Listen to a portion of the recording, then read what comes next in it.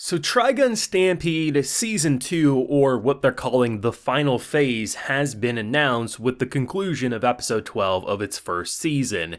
Meaning, we are getting more Trigun greatness, and given how it ends with basically the $60 billion man, the fall of July, and everything apparently lining a lot more up with the original OG hair, the character Millie that everyone was raving about that wasn't in this show to begin with, it all feels like potentially maybe we're trying to line up more to where the manga eventually went in. Season 1 was meant to be a prologue of sorts, or maybe they'll still do something new and unique. Either way, I'm pumped for more. This was an explosive finale. I said it last week, I thought this video was going to be destroyed. I thought it was going to be destroyed because you had a giant monster basically attached to every building, and once they started kind of like removing it, I thought it was just going to crumble and fall and everything. So when it kind of disintegrated and looked like everything was going to work itself out, yeah, it kind of let me make my guard drop a little. And then you kind of have a nuclear bomb in the palm of your hand that more or less gets forced onto this poor city, and we see the end result. It was a pretty insane finale. I think Studio Orange went absolutely in. The 3D production, the up close and personal shots, it was destructive, but man, I can't even begin to imagine where they're gonna go from here, but seriously,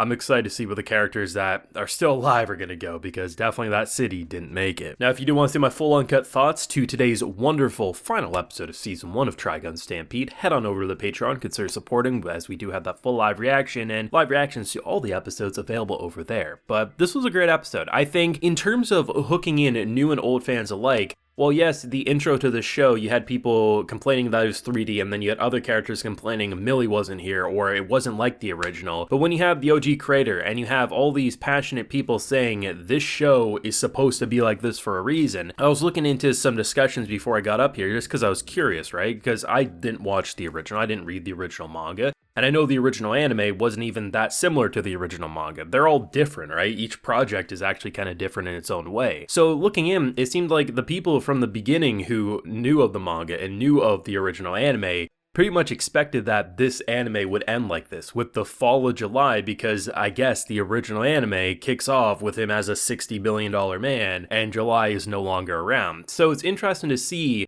how the people who seemingly had the biggest issues with this show, oh, my favorite character Millie's not here. And I actually remember people said that they gave Millie's story to other characters, and I guess that turned out to be false here. But I love the fact that pretty much anyone who wrote the show off because its first episode was vastly different, I mean, they probably never even got to all the greatness that this season had to offer. But the people who actually went in with an open mind, it was really interesting reading people's thoughts, because I was seeing comments like, I still prefer the original, but I thought this was an interesting new take and almost like a prologue to where it can go now. But I think what was brilliant about this was that what I always say is that I would rather a project, whether it's adapting a manga or it's based off of or supposed to be connected somehow to an original story, right? I would much rather each project be different with a new coat of paint, not just visually, like, okay, now we're 3D instead of 2D. No, like, make new character changes, make new story beats, make everything different, but still feel like the original property, because it's not like if Trigun Stampede actually turned out to be the worst thing ever, like some people wrote off in episode 1. The original anime is still there. The original anime doesn't get tainted because you don't like the new project, right? Because George Lucas made a lot of questionable decisions with the prequels, and most people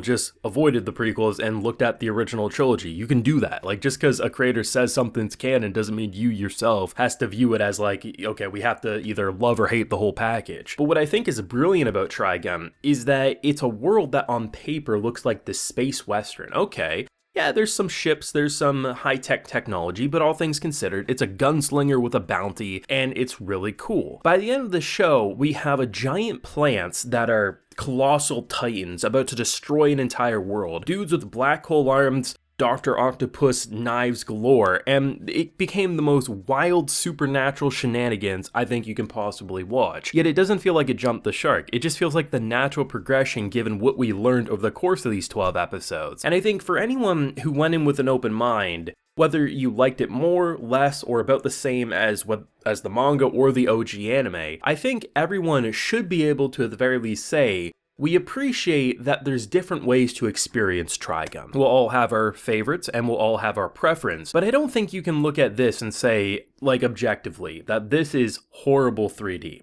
You just can't, okay? This is not Handshakers. This is not some of the horrible ones out there. And honestly, I get it. If maybe 3D animation just isn't for you, I totally understand. But Studio Orange is talented. The scene when Knives and Vosh were basically being thrown around and you had the close-ups with the guns and everything, it felt so immersive. You just can't do that with 2D animation exactly like they did. And I think that's what's brilliant about Studio Orange. Yeah, you can look at general dialogue scenes and maybe the argument gets brought up, well, why couldn't that be 2D? But Studio Orange, they have a style that they work with, and I think it works very, very well. And to see how they use action scenes in this, like, you're a GoPro, or you're just like the camera in Super Mario 64 just hovering above Mario's head, and just the fact that you feel like you're flying through a city full of destruction and laser blasts and explosions, and it's pretty damn awesome. In terms of narrative beats, it was pretty messed up, the whole impregnating, trying to make these independents with all these plants. I mean, the bellies looked very painful just given how it will. I thought at a moment's notice they're gonna rip out. And the fact that they were connected and Vosh was kind of like in this pleasant dream world until he finally escaped and woke up. There's just so many cool narrative beats, but it was all about breaking away of being a prisoner. And the fact that he came so close, he got that energy blast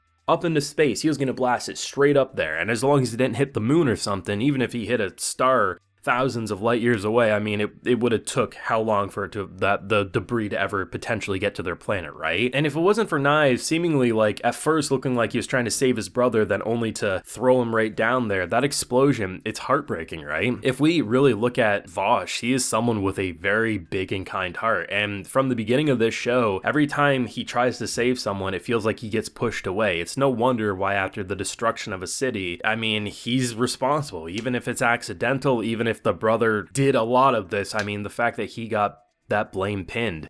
To see Meryl kind of have that memorial for Roberto, and just the fact that Bug Boy is still around. And I mean, there's just so much about this final episode that ties that bow, and you say, what a prologue. That's really what it felt like. What a prologue. And now let's see where Studio Orange takes this. Will it be very similar to the OG anime? Will it be very similar to the manga? Or will they do a bit of both, but still try to craft a brand new story? I don't know, but I'm excited to see. Now, will it be 12 episodes? Will it be 24 episodes? I don't know. The rumors was it was supposed to last longer than the original anime, but if it's only going to be another 12 episodes, then it's pretty much close to being on par with the original. So I'm interested to see if maybe the final phase will consist of 2 more cores potentially, which would be awesome, but either way, I'm excited for more. Thoughts and feelings yourself though down below. What did you think of how they kind of seemingly connected it back to where people are associating Trigun, and do you think they'll do anything new going forward, or do you think it's going to be more or less to the books of what people expect Trigun to look like? Do let me know down below. Drop a like if you enjoy and subscribe if you're new around here. Also be sure to ring that bell so you can get notified when I upload on the channel, and of course, as I mentioned, we do a full live reactions to all 12 episodes available on my Patreon. And while you're there, you can also get a video shoutout. So today we have Tommy Mundy, Fox Girl, Doubles, and Jad. So I appreciate the support, everyone. Please take care and have a good one.